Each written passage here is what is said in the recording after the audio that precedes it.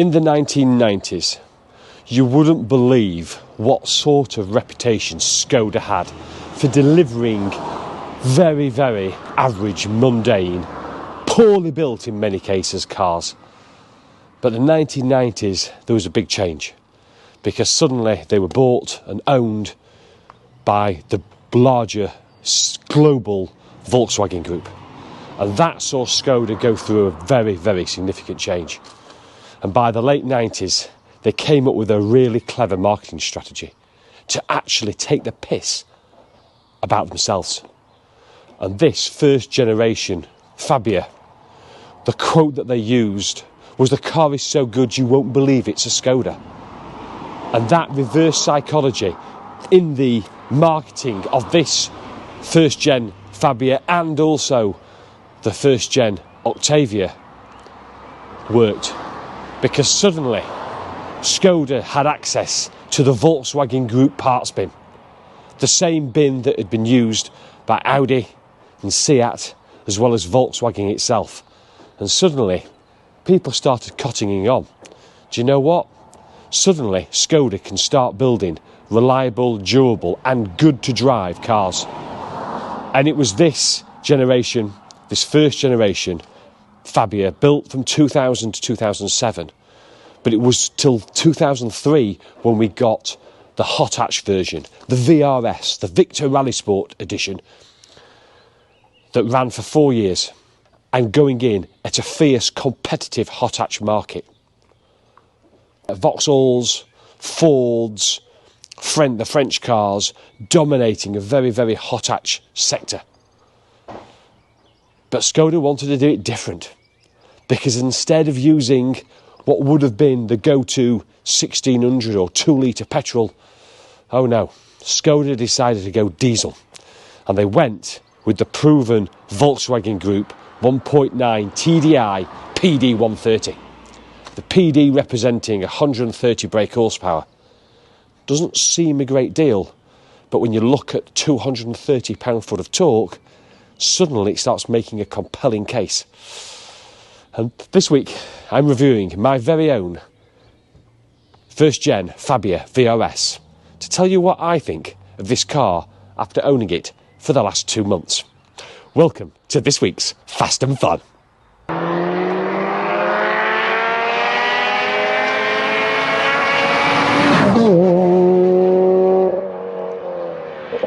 And Skoda were a little bit pessimistic on the numbers. And I know that because Archie's car, he's got the same, my son, who's got the same Fabia VRS on a 2004, so a 19-year-old, 130,000 mile Fabia VRS, as standard should be 130 bhp. Before it got remapped, in standard mapping was 136 after nearly 20 years. And the torque, instead of being 230 pound-foot of torque, was actually 252. So methinks that Skoda have been a little bit clever in regard to their outputs from the engine. And the other number to recognise was the 0 to 60 in a pretty docile 9.5 seconds, when most of the competition were in and around 7.5. I'm not sure, having driven this feels much, much quicker than a 9.5 second car to 60. So again, treat that with a pinch of salt. This specific one, my own one that I bought, this is a last of the run-out editions, called the special editions, the SEs. Only 999 of these were made. Really, the differences to this compared to a standard VRS are pretty much aesthetic only. So this blue was specific for the SEs, red calipers, tinted out windows, cruise controller standard, CD multi-changer, and probably the nicest feature with the leather seats with the embossed number of your special edition. But otherwise, it is a VRS. So whether it's a 2003 all the way to 2007, this should be a comparable and fair assessment. Right, let's take a walk round this. I want to show you a couple of interesting features that I've found out since owning it over the last couple of years, and then we'll take it on some of my favourite British countryside roads.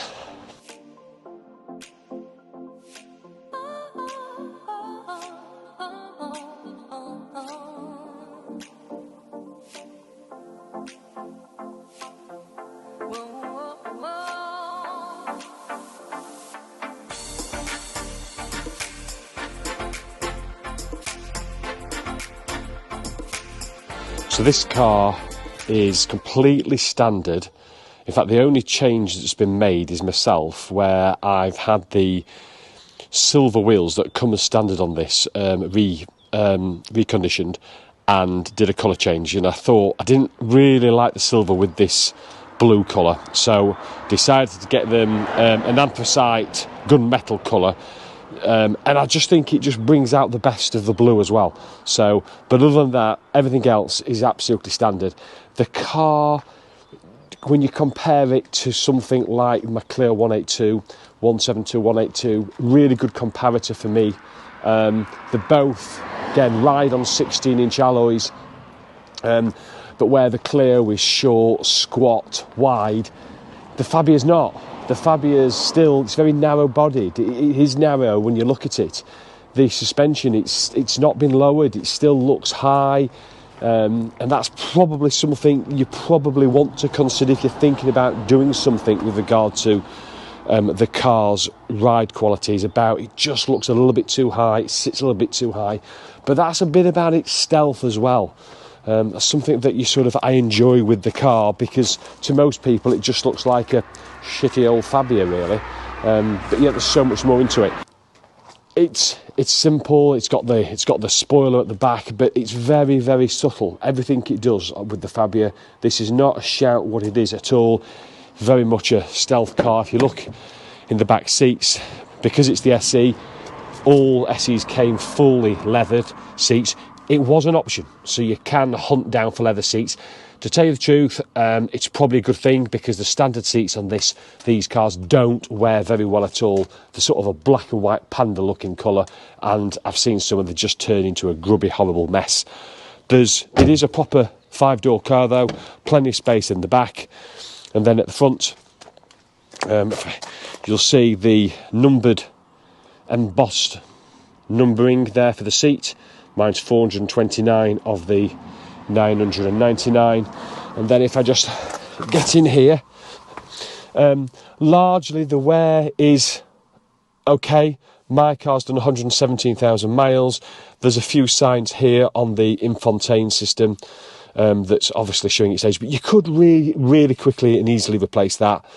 I suppose one of the frustrations here, there's what potentially looks like 6 buttons. There's only 2. This is the top of the line Fabia, so you assume that you're getting fully stacked, and especially the SE.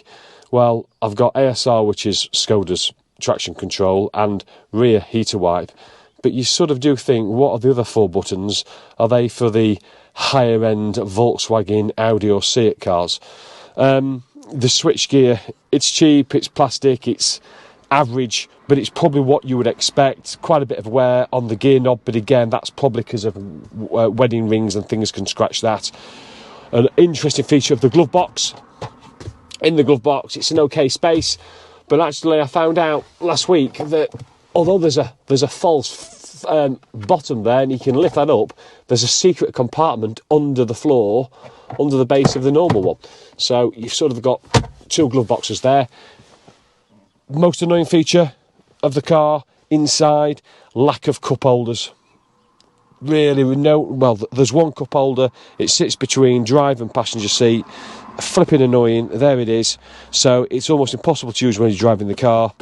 And that's a real pain for something that is so dailyable and usable on a daily basis.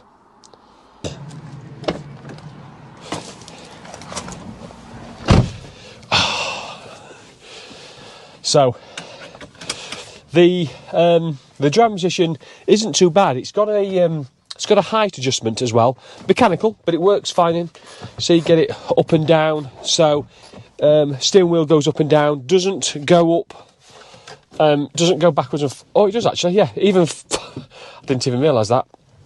Backwards and forwards, plus up and down. So you can get yourself into a pretty good driving position. Steering wheel quite shiny, but it's completely decluttered, not a button on the steering wheel, which is great. Just got to find the car keys. And I think for this particular sector, it's quite a nice VAG-esque layout. So, start it up.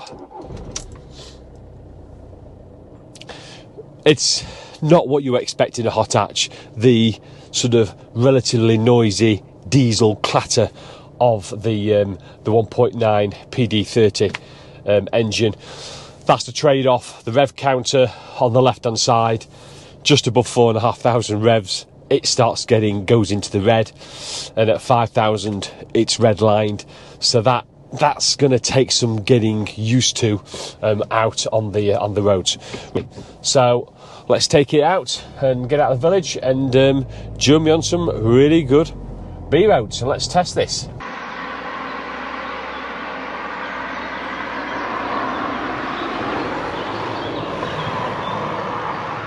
I'm in third gear at the moment, 30 miles an hour, and then we'll just come out of the village now. So 30 miles an hour, it's pulling about 1800 revs, and so third gear, accelerate, and there's a big wall, 3.5, 4,000 into fourth, and very, very quickly, just touch the brakes to that corner there, you're at quick speeds. Effortless really. And the noisy diesel clatter almost goes quieter how faster you go, because there's quite a lot of wind noise. It's not particularly refined, so a lot around this sort of A-pillar I can hear wind noise. Just drop it here, so into fourth.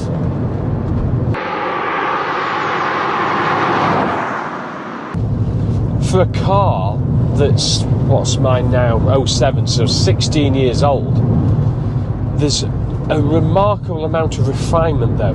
So there's very few squeaks and rattles at all. In fact, it squeaks and rattles much less than most of my other cars, and yet it's one of the cheapest that I've bought. So yeah, and it's actually really refined. So on some pretty poorly surfaced roads here, going along at just over 50 miles an hour, it rides the roads really, really well. And that's probably because it hasn't got that, it's on the comfort side of sporty rather than being on the firmer side.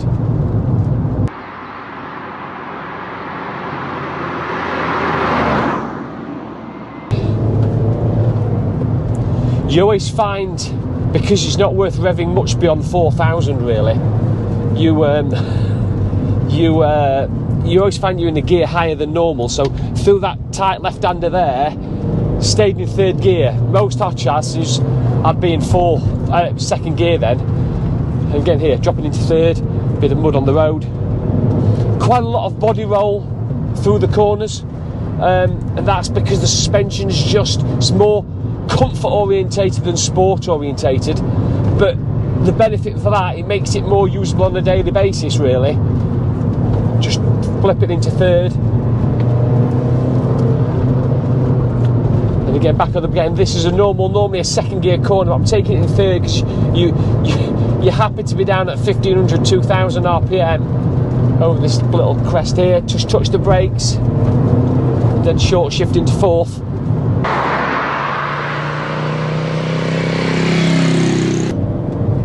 Well, it certainly takes some getting used to driving a vRS, because sort of every gear is normally a gear higher than you think.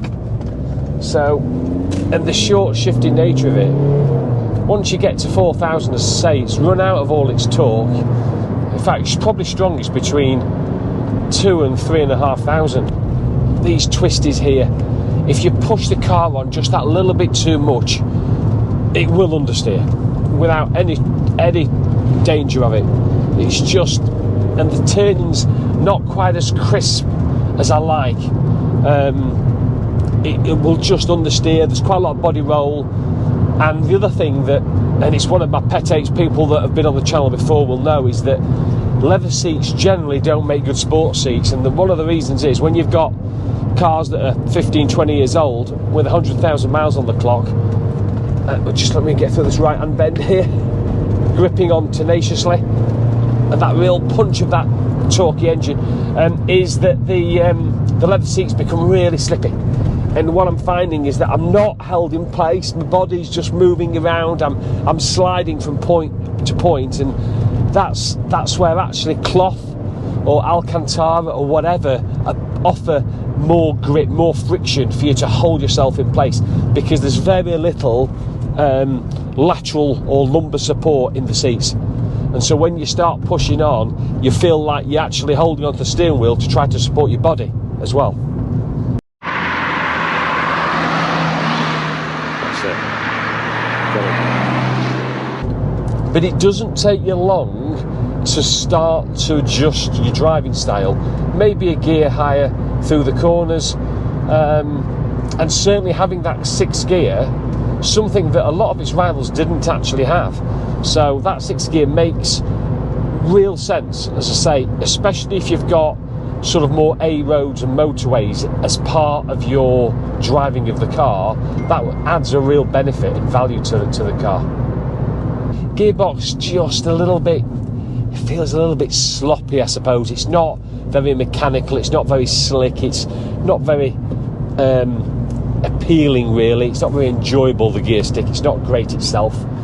And the brakes, when you start pressing on and under heavy braking, there's quite a bit of give, quite, again, spongy brakes. Really, they've never been a strong suit from reading the forums as well. I think the Fabias have always struggled at times with offering good stopping power, so it is a known weakness, I think. And they don't offer any real progressive feel at all. Never really know, and I haven't really got much confidence in them.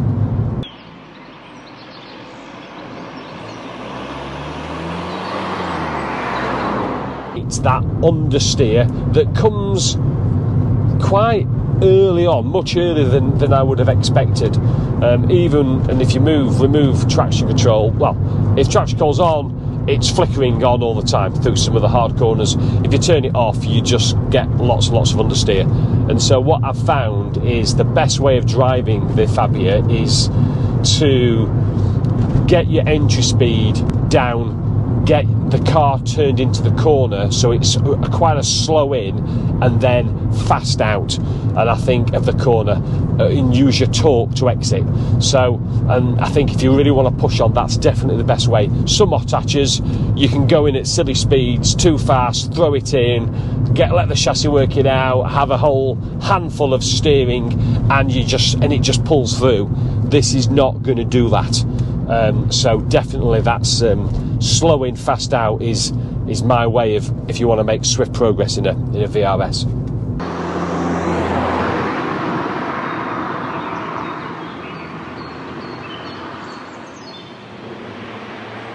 So let's talk about values. Mark 1 Fabia VRSs are cheap, dirt cheap. Sub £1,000 cars, probably a thin on the ground now, but you'll get one for perhaps less than 2,000. Get a really clean, tidy one for between 2 and 3 though. We'll get you a really clean one. If you want something like the special editions, they command probably about £1,000 extra. You get the few more goodies and a little bit more collectible. The top cars are still only on the market for about 5, so they are really affordable cars to get into.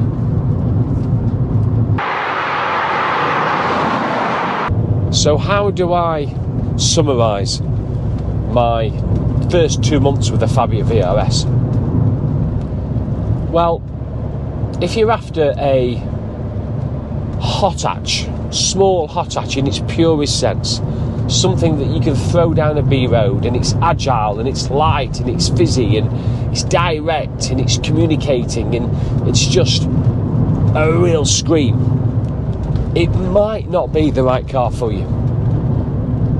You see, the Fabia goes about it very differently, and to some people, well, with its tendency to understeer, the gearbox that's a little bit spongy, the brakes that don't really offer much in the way of feedback, the steering's not very direct, and suddenly you might be thinking, whoa, this sounds like a stinker of a car. And although it's far from ideal, it does make a really compelling case for probably 2 or 3 main reasons. One is value. These cars are cheap to buy, and they're even cheaper to run. I've got on 3 or 4 tanks I've filled up, and I've calculated I've always got over 50 miles to the gallon. The PD130 engines have been renowned now for being able to put 200,000 or 300,000 miles on the clock, no problem at all. They're hugely reliable and durable. And that in-gear acceleration, the performance of the car itself, in real-world driving, when you're going along at 40, 50 miles an hour and you want to make that little punchy overtake, it's effortless, because that big wall of torque is down at 1,500, 2,000 RPM, and it becomes quite addictive. It makes overtakes so quick, so easy. And if you drive it at 6 or 7 tenths, it's hugely compelling case. And then you wrap in that if you need that bit more power, that little bit more bhp, a little bit more torque, a simple remap will get you 30% more of both. And then you seriously are up in the realms of some of the best hot hatches. So, as that one car, on that one road, and that one day, it's not the best hot hatch I've ever driven. But on that Monday morning commute, is a daily usable car? Absolutely. And turn your nose up at a Skoda Fabia vRS. It's your failings, because these, for me, offer a wonderful value. Hope you enjoyed it. If you did, as always, please thumbs up, subscribe below, stay tuned. Another video next week. Thanks for watching, guys.